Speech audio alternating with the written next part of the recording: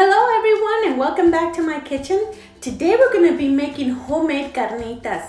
We're going to be making them in our Insta Pot, and they have very few ingredients, but they are so full of flavor. I'm very excited to show you this recipe. Let's get started.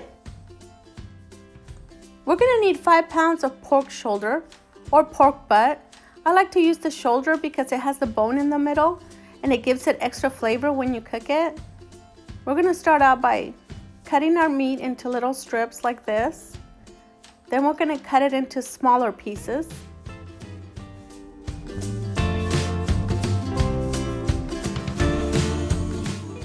My husband is assisting me today, so he's cutting the meat. He's doing a great job of it. Now we're going to try to remove as much as the meat as we can from the bone, but I wouldn't worry too much about it because when it's done cooking, the meat is just going to fall right off.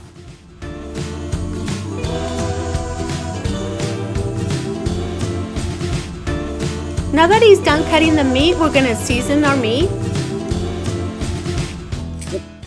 We're going to need 2 tablespoons of black pepper, 2 tablespoons of salt, 1 tablespoon of cumin, and about 1 tablespoon of dry oregano.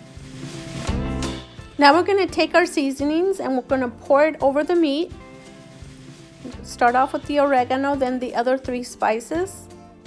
And we're going to mix it in a little bit. You can use a spoon, but I find it so much easier just to use your hands. Just make sure your hands are nice and clean and you wash them really good after you're done.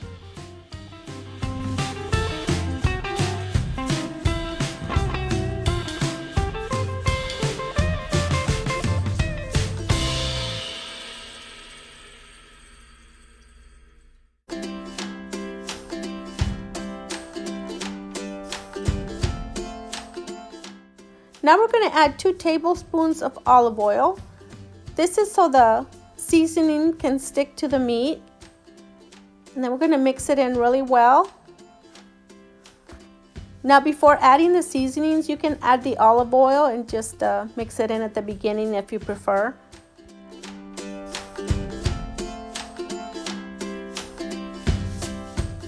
We're going to let it sit for about 10 minutes so the seasonings can set in.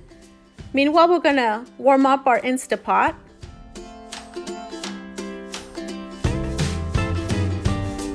We're going to turn it on and we're going to set it to saute. And we're going to let it warm up, and then we're going to add our manteca and we're going to start to brown our meat. Now I'm going to add about 1/4 cup of manteca. You can substitute the manteca with vegetable oil or olive oil. This is just so the meat doesn't stick to the bottom of the pan. I like to use manteca because it gives it a better flavor. Now once the manteca is melted, we're going to start to brown our meat.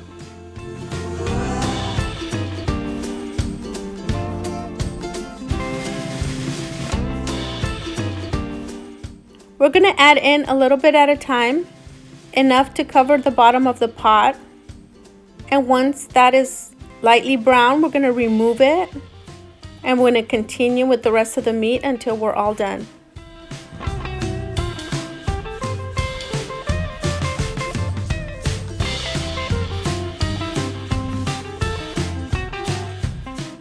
We're almost done cooking the meat. As you can see, they're not all fully cooked. You can see a lot of red in there, but that's okay because they're going to continue to cook when we put them back in the Insta Pot.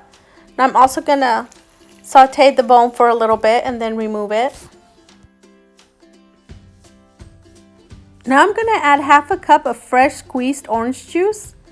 This is so we can loosen up the pieces of meat that are stuck to the bottom of the pot.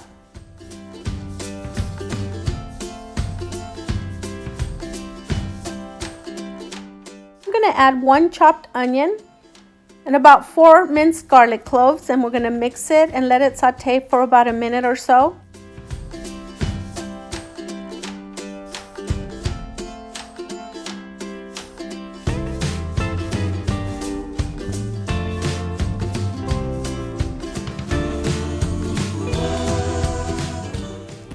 And once it's nice and soft, we're going to add our meat. I'm going to start out with the bone. Then I'm going to add the remainder of the meat.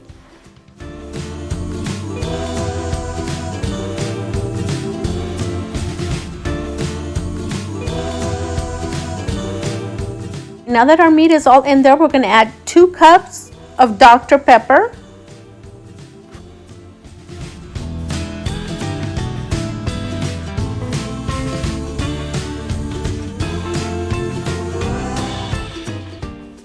Now I'm going to add the remainder of the orange juice, which is about half a cup.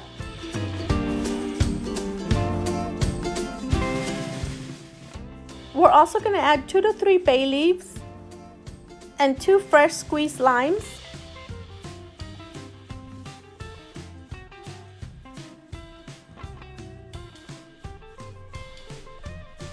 Now we're going to close it up and we're going to cook it on manual settings for 30 minutes. Once it's done, I'm going to release the steam lever and I'm going to let it sit there for about 10 to 15 minutes or until I can no longer see steam coming out of the lever.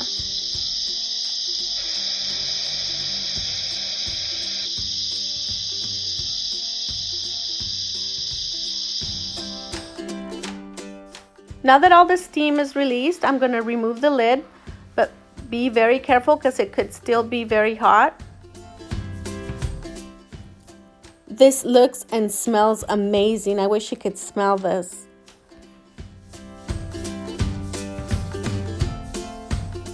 I'm not going to move it around too much because I don't want the meat to fall apart. We're going to remove it out of the pot and place it on a cookie sheet.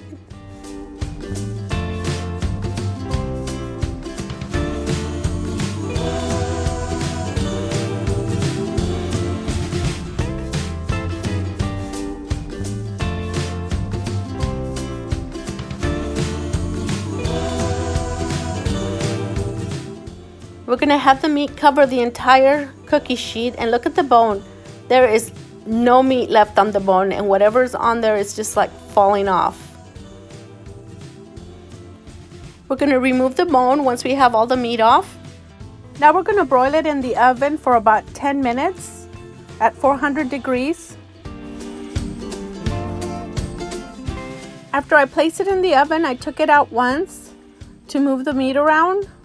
Then I placed it back in the oven for another 10 minutes. Now that it's ready, this is the end result.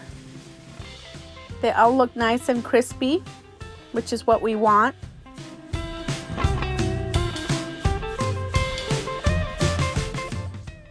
My husband did an excellent job on cutting the meat. All the meat is in fairly small pieces, but if you prefer smaller pieces, you can take a fork and just kind of press down lightly on it. You don't have to press too hard because the meat is so well cooked. It just falls apart so easily.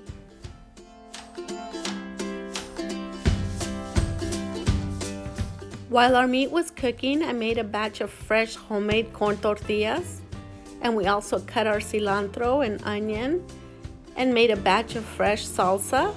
So now we're ready to prepare our tacos. I added a hefty spoonful of meat to each tortilla, some cilantro, onion, and now you can top it off with your favorite salsa. I hope you enjoyed watching this video as much as me and my husband enjoyed making it for you today. And if you would like to see more videos like this, hit that subscribe button, share it with friends, and don't forget to leave a comment. Thank you so much for watching.